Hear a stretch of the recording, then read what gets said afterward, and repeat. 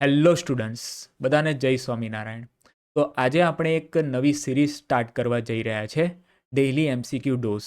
આ જે સિરીઝ છે એ બોર્ડની એક્ઝામ, ગુસ્સેટની એક્ઝામ અને બીજી કોમ્પિટિટિવ એક્ઝામ છે નીટ જેડબલઈ, એના માટે પણ બહુ હેલ્પફુલ રહેશે તમને.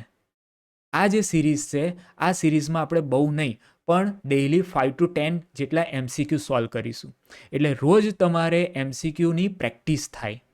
ઓકે, એટલે તમારે જે કોન્ફિડન્સ છે એ તમારો કોન્ફિડન્સ રોજ તમે પ્રેક્ટિસ કરશો તો તમારો કોન્ફિડન્સ બૂસ્ટ થશે. Okay, so let's start the daily MCQ dose. તો ફર્સ્ટ એમસીક્યુ છે, a body has -80 microcoulomb of charge. Number of additional electrons in it will be. So અહીં એક બોડી પર -80 માઇક્રોકુલમ ચાર્જ છે, તો એ બોડીમાં કેટલા ઇલેક્ટ્રોન્સ હશે એ આપણે ફાઇન્ડ કરવા છે. તો અહીં ચાર્જની વેલ્યુ ગિવન છે, Q ઇક્વલ્સ ટુ -80 માઇક્રોકુલમ. અને આપણે કુલમમાં કન્વર્ટ કરીએ, સો -80 ઇન્ટુ 10⁻⁻6 કુલમ. આપણે ફાઇન્ડ કરવાનું છે નંબર ઓફ એડિશનલ ઇલેક્ટ્રોન્સ. તો અહીં એનની વેલ્યુ ફાઇન્ડ કરવાની છે. સો અહીં ઇક્વેશન યુઝ કરીએ ક્વોન્ટાઇઝેશન ઓફ ઇલેક્ટ્રિક ચાર્જનું, as Q equals to NE. એનની વેલ્યુ ફાઇન્ડ કરવાની છે, તો N ઇક્વલ્સ ટુ થશે Q અપોન E. Qની વેલ્યુ ગિવન છે -80 ઇન્ટુ 10⁻⁻6 અને E થશે -1.6 ઇન્ટુ 10⁻⁻19. કેમ કે અહીંયા આપણે એડિશનલ ઇલેક્ટ્રોન્સ ફાઇન્ડ કરવાના છે. જે બોડી છે એના પર ઇલેક્ટ્રોન્સ વધારે છે. ઇલેક્ટ્રોન્સ વધારે છે એટલે ઇલેક્ટ્રોનનો ચાર્જ તો નેગેટિવ હોય, એટલે -1.6 ઇન્ટુ 10⁻⁻19. સો આને સોલ્વ કરશો તો મળશે 50 ઇન્ટુ 10⁻13. તો 5 ઇન્ટુ 10⁻14. સો એ બોડી પર આટલા એડિશનલ ઇલેક્ટ્રોન્સ હશે. સો અહીં option C is the correct answer. તો સેકન્ડ એમસીક્યુ છે, 2 protons are at a distance of 1 into 10⁻10 centimetre from each other. The forces acting on them are. So અહીંયા બે proton છે અને બે પ્રોટોન વચ્ચેનું ડિસ્ટન્સ ગિવન છે 10⁻10 centimetre. So R equals to અહીં લઈ લઈએ -10 સેન્ટીમીટર અને મીટરમાં કન્વર્ટ કરીએ તો 10⁻12 મીટર. હવે આપણને અહીં એ પૂછ્યું છે કે આ બે પ્રોટોન વચ્ચે કયા કયા ફોર્સ લાગશે, nuclear force, coulomb force, gravitational force. તો એ આપણે ફાઇન્ડ આઉટ કરવાનું છે. હવે પ્રોટોન જોડે ચાર્જ હોય E. પ્રોટોન જોડે કેટલો ચાર્જ હોય? +E. તો ચાર્જને લઈને એ પ્રોટોન વચ્ચે કુલમ્બિયન ફોર્સ લાગશે અને પ્રોટોનનું માસ પણ હોય m. તો માસને લઈને ગ્રેવિટેશનલ ફોર્સ લાગશે. તો બે પ્રોટોન વચ્ચે કુલમ્બિયન ફોર્સ એન્ડ ગ્રેવિટેશનલ ફોર્સ, આ બંને ફોર્સ લાગશે. પણ જે ન્યુક્લિયર ફોર્સ છે એ ન્યુક્લિયર ફોર્સ આ બે પ્રોટોન વચ્ચે નહીં લાગે. કેમ નહીં લાગે? તો આપણને ખબર છે કે સ્ટ્રોંગ ન્યુક્લિયર ફોર્સ છે has an extremely short range of approximately 10⁻15 metres. જ્યારે બે પ્રોટોન 10⁻15 મીટરના ડિસ્ટન્સ પર હશે તો એમની વચ્ચે ન્યુક્લિયર ફોર્સ લાગશે. તો ન્યુક્લિયર ફોર્સ લાગવું હોય તો આ બે પ્રોટોનને 10⁻15 મીટરના ડિસ્ટન્સ પર જો આવી જાય તો સ્ટ્રોંગ ન્યુક્લિયર ફોર્સ લાગે.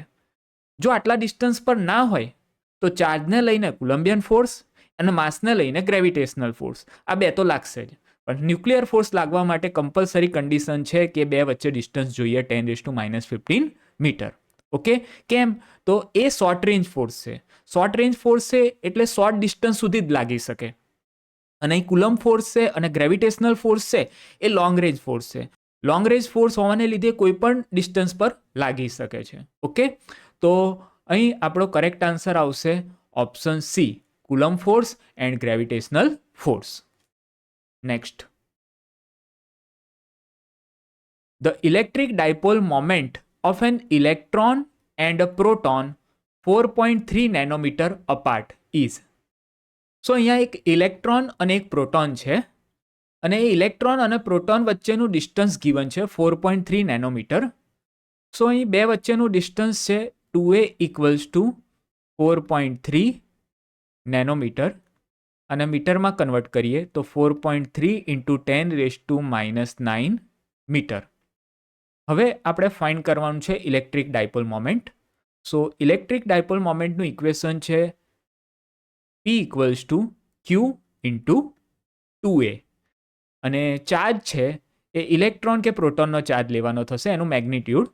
સો ઇલેક્ટ્રોન કે પ્રોટોનનો ચાર્જ થશે 1.6 10⁻⁹ અને distance between electron and proton is given 4.3 into 10⁻⁹.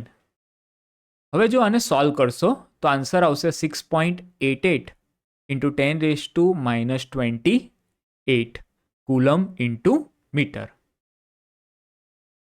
So option A is the correct answer. ચલો next. If E is the electric field intensity of an electrostatic field, then the electrostatic energy density is proportional to dash. સો અહીં E છે electric field intensity. તો આપણે find કરવાનું છે કે electrostatic energy density is proportional to dash. So પહેલાં તો equation આવડવું જોઈએ તમને. What is the equation of electrostatic energy density? So electrostatic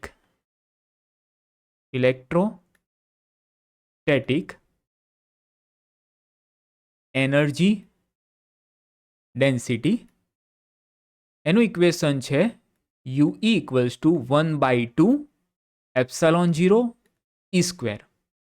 તો અહીં જે એનર્જી ડેન્સિટી છે it is directly proportional to the square of the electric field. So અહીં આપણો કરેક્ટ આન્સર આવશે ઓપ્શન બી. ચલો next. Q1, Q2, Q3 and Q4 are point charges located at points as shown in the figure, and S is a spherical Gaussian surface of radius r. Which of the following is true according to Gauss law? So અહીં એક Gaussian surface છે, S એક Gaussian surface છે. એ Gaussian સરફેસની radius છે r. Gaussian સરફેસની અંદર 3 charges છે Q1, Q2 and Q3 and fourth charge Q4 છે એ આઉટસાઇડ ધી ગોસિયન સરફેસ છે. તો આમાંથી કયું સ્ટેટમેન્ટ કરેક્ટ છે એ આપણે ફાઇન્ડ આઉટ કરવાનું છે. તો ગોસ લો ખબર હોવી જોઈએ. ગોસ લો શું છે? તો ગોસ લો છે integration E.dA equals to summation Q upon ε0. હવે આપણને ખબર છે કે આ સમેશન Q શું છે? તો એ છે charge enclose by the Gaussian surface. Charge enclose by the Gaussian surface. તો ગોસિયન સરફેસની અંદર કેટલા ચાર્જીસ છે? તો એ છે Q1, Q2 એન્ડ Q3. તો અહીં ઓપ્શનમાં જુઓ તો Q1, Q2, Q3 આમાં છે અને આમાં પણ છે, પણ અહીં એક એક્સ્ટ્રા 2 છે. ઓકે, ચલો આગળ જોઈએ. હવે જે ઇલેક્ટ્રિક ફિલ્ડ છે, આ ઇલેક્ટ્રિક ફિલ્ડ કોને લઈને હશે? તો આ એક ઇમ્પોર્ટન્ટ પોઈન્ટ જો તમે શીખ્યા હો તો આ જે ઇલેક્ટ્રિક ફિલ્ડ છે એ ઇલેક્ટ્રિક ફિલ્ડ ગોસિયન સરફેસની અંદર જે ચાર્જ છે એ અને એની બહાર ચાર્જ ગોસિયન સરફેસની બહાર, તો આ બંને ટાઈપના ચાર્જને લઈને ઇલેક્ટ્રિક ફિલ્ડ પ્રોડ્યુસ થાય છે. ઓકે, તો અહીં તમારે એક ઇમ્પોર્ટન્ટ પોઈન્ટ યાદ રાખવાનો છે કે resultant electric field is due to all the charges present outside or inside the Gaussian surface.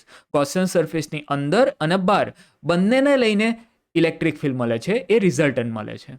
But net charge appearing in the law is taken as the charges enclosed by the surface. પણ એ જે charge છે એ charge only શું છે કે charge enclose by the Gaussian surface. પણ electric field કયું થશે? તો ચાર્જ અંદર અને બહાર બંનેને લઈને. ઓકે, તો અહીં તમારો કરેક્ટ આન્સર થશે ઓપ્શન બી.